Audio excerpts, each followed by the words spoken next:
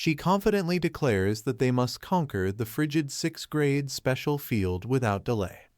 He tries to shift the responsibility onto her, but she reminds him that the exp split is already tilted in his favor. The group prepares to move, and the scene cuts to guards stationed at a restricted-looking gate. The guards confirm that the special field is indeed designated as dangerous. She notes with suspicion that the field's entry limit is too loose, meaning almost anyone could wander in. He pauses, clearly concerned, but sets aside his thoughts for the moment. The group agrees to move forward, and she mentions it's time for Phase 2 of his power-up. She analyzes his style, pointing out his tendency to buff and use fireballs instead of combining diverse skills. He's surprised at her insight, while she encourages him to focus on gaining high-rank skill slots. With a confident smirk, he admits he studies top player habits through dedicated reading.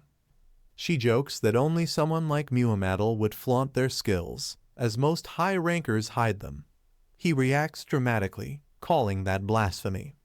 Surprised, she asks if he's never heard of buff sellers players who sell temporary stat boosts like healers once did. He understands the concept, but admits he's never seen anyone offering high-level buffs like S rank or higher. He reflects on the idea of selling buffs, intrigued but unsure how to approach it efficiently. A mysterious figure offers help if needed, suggesting an open connection for future support. While speaking with his teammates, a sudden realization hits him, prompting him to check his phone excitedly. He thinks of someone who might have the exact expertise they need and quickly prepares to make contact. A celestial fairy reports to a divine presence that the hero has accepted the second main quest, signaling the return of his memories. She expresses hope that this development brings Earth closer to salvation, her wings glowing as she floats in a starlit realm. Her gaze shifts with concern, sensing the god's focus isn't on hope, but on something deeper and unknown. The god, cloaked in shadows, expresses a desire to see the hero again, the one who once saved his world. He acknowledges that even now, he watches over the hero, but knows that without his memories, the hero is still incomplete. The fairy reflects solemnly that the hero no longer carries memories of his past life, leaving her uncertain if he's still the man she once knew. A higher being muses about identity, admitting that the version perceived in this realm is only a fragment his true self remains engaged across dimensional boundaries. Questioning his own existence, the god wonders if this projection is truly himself or simply an echo. With gentle conviction, the fairy assures him that despite the changes, he is still the god in her heart, and thus the man before them remains the hero. The fairy questions whether the hero will repeat his past decisions, but a divine voice responds that the outcome must be guided by free will. It emphasizes that the oath tied to their world demands choices made without interference, honoring autonomy. The god instructs the fairy to go to the hero, affirming that he is the one destined for this role. The hero's face appears, as the voice explains that choosing to accept or reject him must be her decision alone. The fairy listens quietly, absorbing the weight of the message, as a swirl of cosmic energy surrounds her. A girl with twin buns makes a bright and flashy entrance through a teleportation-like effect, calling out to Jinhyun excitedly. She arrives near a school gate where Jinhyun stands with two others, drawing surprised looks from the group. One of the girls in the group expresses her suspicion, noting the sudden arrival without prior contact is shady. Jinhyun casually brushes it off, joking that it's normal since so many people love him. One of the boys suspects the girl's sudden appearance is definitely fishy, and his reaction shows discomfort as he calls her sis.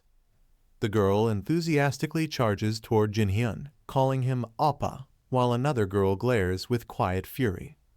A close-up shows the twin-bun girl hugging Jinhyun tightly, claiming she missed him, while the red-eyed girl watches with obvious jealousy. The twin-bun girl explains she was just too busy lately, brushing off her lack of contact. She then turns to greet the woman beside Jinhyun with cheerful confidence. Finally, she politely addresses her, acknowledging her as the S-rank healer she heard so much about from Jinhyun. The twin bun girl sarcastically remarks that the red-eyed woman must be Jinhyun's healer, or perhaps someone more special, while lightning crackles behind her. The red-eyed woman's expression hardens as she clenches her fists, her aura flaring up in response to the provocation. Jinhyun quickly tries to diffuse the tension, casually saying that the woman beside him manages him now. He turns the conversation, stating he needs enhancement-type buffs, avoiding further awkwardness. The twin bun girl, unfazed, asks what kind of enhancement he needs and inquires about his budget. Embarrassed by her forwardness, Jinhyun awkwardly pleads with his friend to stop looking at him like he's being shameless. The girl nervously realizes she should have planned her response better, sweat dropping while trying to maintain composure. She explains that the buff needs to be S-rank, long-lasting, and compatible with Jinhyun's specific traits, ideally one that works even during breaks in combat. As they walk, Jinhyun casually tells her to suggest something impressive, prompting her to pause and prepare. She confidently steps forward, raises her hand dramatically, and unleashes a radiant display of power. A system window appears, detailing the activated buff, Imperial Prophecy S, an aura-type enhancement with a full list of powerful passive effects. Jinhyun is enveloped in golden light as the buff activates, visibly enhancing his aura and energy flow. A system window reveals the effects of Imperial Prophecy, stating it boosts all base stats by 30% and grants a passive that reduces incoming damage. The girl who casts the buff smiles proudly, pleased with her performance and awaiting feedback. Meanwhile, a mysterious observer, likely a spirit or guide, questions whether this particular buff suits Jinhyun's long-term needs, suggesting there are stronger defensive options. Jinhyun declares his belief that overwhelming offense is the best form of defense, confidently embracing the chosen buff. He smiles with satisfaction, confirming that the buff perfectly aligns with his battle style and mindset. The scene transitions to an online user gallery, where various players leave comments reacting to the buff, discussing its power and speculating about Jinhyun's build and future potential. A video post begins circulating on the net, showcasing Jinhyun wiping out an entire guild effortlessly. The clip quickly gains traction and sparks heated comments. In the footage, Jinhyun slashes through enemies with terrifying precision and unmatched aggression, fully embodying the nickname Psychopath. Users react wildly in the thread, some in awe, some in disbelief, and others humorously calling for his election to office, praising his glorious rampage. A deadly environment is introduced, described as a field with extreme weather, having an average temperature of -30 degrees Celsius, making long-term stationing or exploration nearly impossible. Dangerous visuals of piercing blizzards and jagged terrain follow, emphasizing how a large number of users have died attempting to explore the field due to its brutal and unrelenting conditions. As time progresses, the country is shown taking serious action to address the crisis. In the present, a determined young man in brown gear waits by a portal, declaring that everyone is preparing for the field to reappear. The brown-haired boy explains that special fields appear only for a limited time, and even seasoned users hesitate to enter without a solid plan. A blue-haired girl and a muscular man discuss the odds, with the man questioning the logic of entering when the boss might not even appear. The armored warrior notes that any attempt to enter the field without proper preparation is bound to fail, suggesting caution. Drawing his sword, the knight emphasizes that life is precious and warns against risking it without a thorough plan, regardless of how crucial the quest may be. The boy silently activates a skill, copied Blood Frenzy SSS, while a message indicates he only has one copy attempt remaining. The blue-haired girl reacts skeptically to his actions, remarking that if safety was the only concern, he wouldn't be classified as a true user. The girl asks what Hweon is doing, and he replies that he's trying to activate a skill since the cooldown is over, but it's not triggering. He touches his device again with frustration, attempting to use copied Blood Frenzy SSS, hoping it will activate this time. The system displays the skill info for Blood Frenzy SSS, explaining its temporary power boost, enhanced movement, and extreme side effects if used recklessly.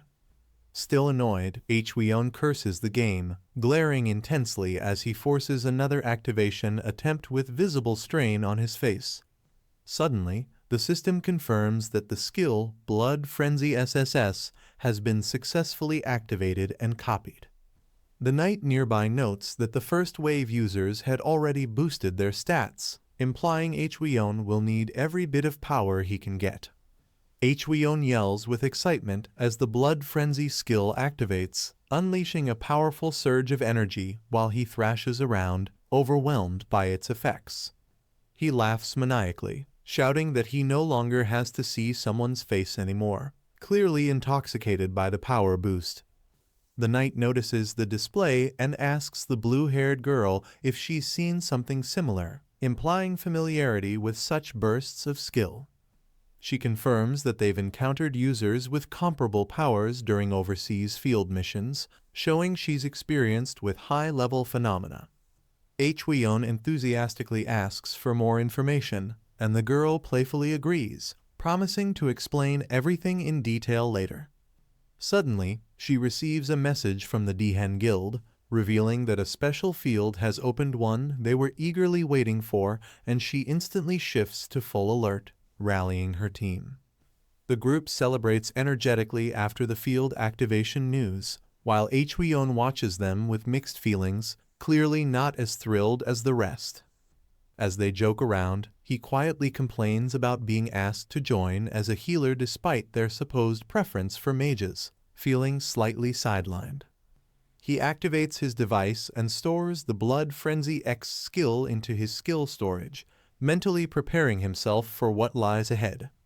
A transition shows the title screen, marking a new phase in the story as the scene shifts locations dramatically.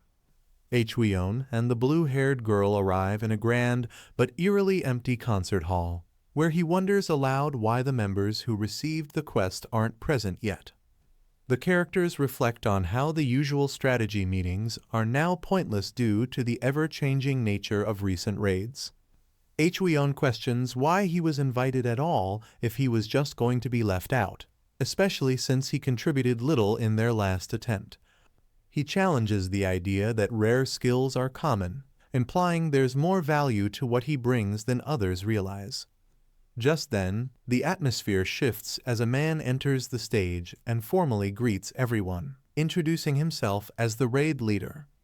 He declares that the Land of Hell Plague expedition will now proceed under his command, emphasizing that everyone present has been specially chosen. With a confident vow, he promises to lead them to conquer the Land of Hell Plague and urges the group to trust his judgment. Hweon and the girl exchange glances as the raid leader stands confidently before the group, setting a serious tone for the meeting. The leader states that before diving into tactical discussions, it's crucial to understand the enemy they'll be facing in this field. He then shifts the focus to the group, proposing that everyone briefly introduce themselves to build team coordination. Hweon looks confused but intrigued as he prepares to hear what kind of people he's working with. The raid leader begins by introducing himself as a level 29 healer possessing the rare S-rank unique trait Finisher. Another man stands and identifies himself as Kim Moryungsu, a rank buffer, while Hweon quietly observes that several unknown players are starting to eye him curiously. One of the masked attendees stares intensely, clearly excited to be part of Lee Haesung's raid, revealing he's admired his leadership since the Kane battle. The crowd murmurs in awe as someone wonders if the man standing up front is actually the legendary raid leader they've heard about. A confident man named Kim Sang-wook introduces himself as an S-rank tank, hinting at his experience and reliability in battle. A composed woman follows, introducing herself as Lee Huel, an S-rank fire mage with the unique trait End Flame, subtly directing her presence toward someone in particular. The group becomes visibly tense, all eyes turning toward Hweon as if silently expecting something from him. Feeling the pressure, Hweon prepares himself mentally, realizing he must now meet everyone's rising expectations. Hweon dramatically unleashes a display of intense flames, revealing his overwhelming power as fire engulfs the stage, stunning everyone watching. Introducing himself calmly amidst the blazing aura, he states his name Hweon and hints that some may know him by his alias, Psychopass. The raid leader acknowledges his introduction with interest, noting that he's an SS rank mage and expressing his anticipation to work together. After the meeting, the group casually shifts gears, suggesting they grab food, with one remarking that regardless of discussion, they always eat what she wants anyway, prompting amused reactions. The raid leader reacts to recent revelations, pointing out that at Sky Island, it was Hweon who, along with a masked group, allegedly stole the boss item. Hweon appears slightly tense but calm as he prepares to explain the situation, with the others watching closely. He clarifies that while he was the most active mage during the event, he wasn't part of the original party and didn't steal anything himself. Hweon recounts seeing suspicious players attacking the boss and decided to intervene not to help them, but to benefit from the raid since he couldn't stop it. He concludes by explaining the misunderstanding, stating that while others assumed he was with the raiders, the person who contributed the most should rightfully claim the item. Hweon calmly states that if his past actions are a problem, he's willing to withdraw from the raid team without causing conflict. He adds that if the team can't accept him, he'll find another way to contribute elsewhere without forcing himself into a group that doesn't trust him. The raid leader recalls the loss of 2 guild members during the Kane battle and says he simply needed to confirm whether Hweon was allied with their enemies.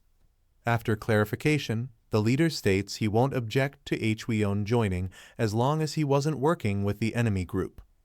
Hweon visibly relaxes, but it's clear the raid leader still doesn't fully trust him, making Hweon aware he's still under silent scrutiny.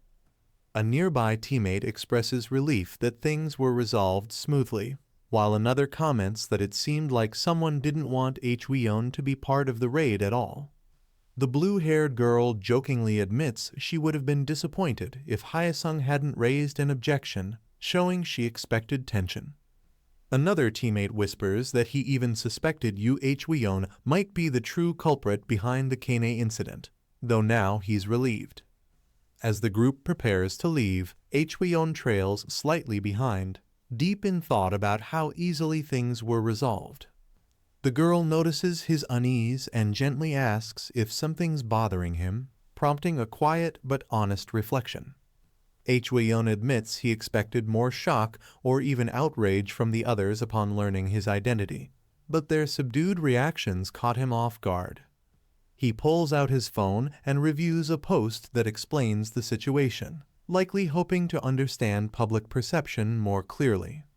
Scanning the online comments, he sees reactions that range from disbelief to memes, realizing most people aren't taking the news as seriously as he feared. Hweon tries to blend in with the crowd, but someone points out that it's bad manners not to share the spotlight, drawing unwanted attention his way. In a dark, firelit room elsewhere, a group observes the news of Hweon's reveal, hinting that his public emergence was anticipated. A woman in red armor declares that someone named Padre will also be joining the expedition, revealing their own faction's involvement. With a sinister smile, she instructs her group to erase Psychopass from the field, making it clear they intend to eliminate Hweon in the upcoming raid. Inside the shadowy hideout, cloaked figures examine detailed documents, focusing on known players and their raid affiliations.